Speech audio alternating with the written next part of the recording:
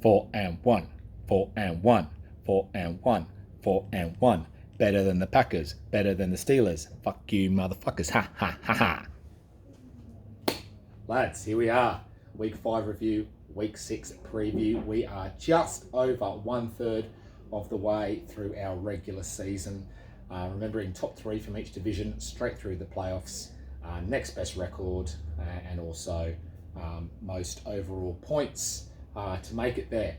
Amazingly, Giles at 0-5, still in a playoff position, is getting closed in by Harrow on that ruling, although Harrow could get there obviously just on position. Last week, the performance of the week goes to our very own Pong Knucklers. Owie, didn't look like he had much of a chance going into Monday Night Football. He was able to send a sniper into the crowd who took out Waller's hammy, and he was able to have a good victory there. A bit of a disappointing start for Owie, but he could start to go on a bit of a run as of now, and of course playoffs certainly not out of the picture for him, especially when you consider some of the teams in the North Wolfpack. Bedsheet of the week. He's going to love this one. It's going to go to our commissioner. Look, big game. You're playing your big brother. You're trying to get back all those games of Monopoly from your youth. And look, the team you've got, a championship winning team, been in 4 finals in a row, and has to be the favourite this year because of that and the way that Owie is tripping over his own. Frothy's tripping over his own feet with his lineup choices and leaving players like JT in there. But to get 230 points with those players, thought it was pretty ordinary. So look, I'm sure that will have Rose really happy, and can't wait to hear all of the bagging out of my team with lots of gifts of buckets of piss. Anyway, on to this week. We have, let's get into the right week, Naji by Nature against a hashtag welcoming committee.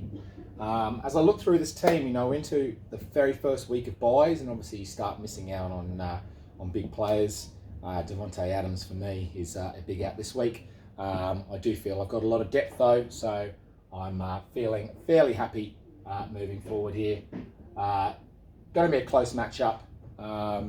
It's pretty amazing to think that had there not been that stat corrections, that Rose could have been 2-3 heading into this matchup, but as it is, he's at 3-2, and well and truly in the playoff picture, in third spot at the moment.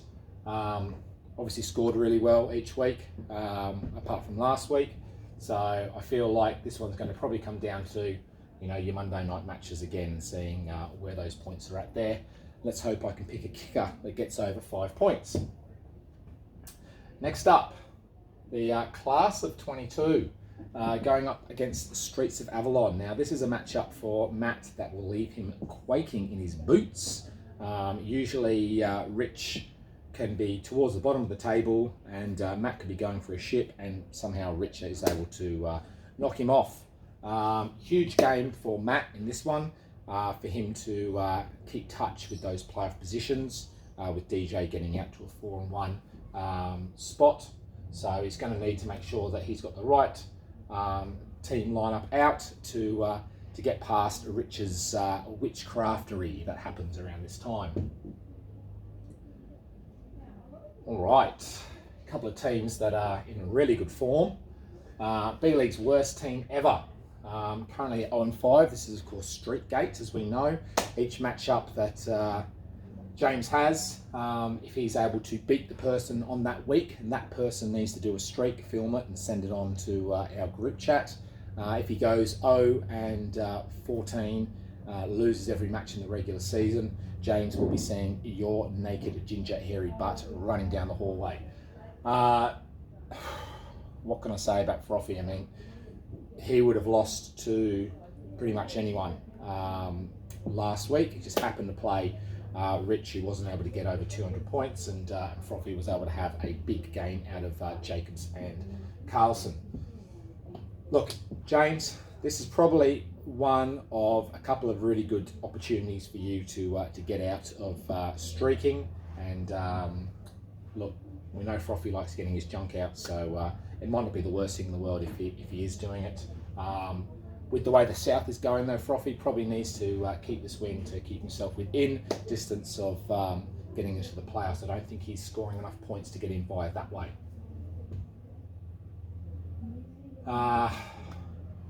Ever made love to a man against Team 11. One of the only two undefeated teams left, scoring well pretty much every week. It's going to be a tough one for Grant. We'll say he was pretty unlucky to score pretty much 300 points and lose last week. There are a lot of big hitters there, and we know that he can obviously score really big. He's going to want to hope that Dak Prescott is back in the lineup for this week. Otherwise, it'll be another week of Cooper, who is apparently better than Carson Wentz. The team's most unluckiest franchise, Thielen, Dick, and Mahomes against Rusty Johnson. Interesting one here. Rusty Johnson, 4-1, has actually scored less points than Thielen, Dick, and Mahomes. Thielen, Dick, and Mahomes has also scored more points than DJ, who is also 4-1. So it just shows you what can happen if you play the wrong teams at the wrong time. Look, Giles has got Swift, ASB, and also Damon Pierce out on bye. I think Tits only has Cooks, so you have to give the advantage to Tits. But at some point, Giles will win a game. Mark my words. In fact, I think he'll win a couple, that's for sure. Quarterback graveyard, not a great showing last week against Frothy number 2, who also came up with a loss. This is a 2-3 franchise against a 3-2 franchise. A win for Alex gets him back into the playoff position. A win for Harrow separates himself from Alex there by quite a way. I mean, look, your QB1s are Jimmy Garoppolo and Jacoby Brissett. You know it's not going to be a pretty matchup. Team has no name, motherfuckers, against the Pong Knucklers. You know, DJ's done well to get to 4-1 and second in the North. Owie has a lot of good players. It just depends if he actually has enough time to look at his lineup and make sure that he's got active players in there and to make the right decisions about those players. Again, going to be a close one. This one's a flip of a coin, could go either way, but certainly big implications for the playoff with those boys. Alrighty, looking at our standings. Chubb and Gurley, DJ Coco, and the B-League says are top 3. Matt at a good position to make a play for the playoffs at 3-2, and then Owie at 1-4, and then we've got our 2 0-5 teams. Hopefully you boys get a win shortly. Into the South, we have People's Cunt at 5-0, followed by the Hoots 4-1, and then we've got a couple of 3-2 teams, a couple of 2-3 teams, and obviously Giles at 0-5. Hopefully you get a win soon as well. All right, boys, good luck for this week, and can't wait to beat every one of you motherfuckers.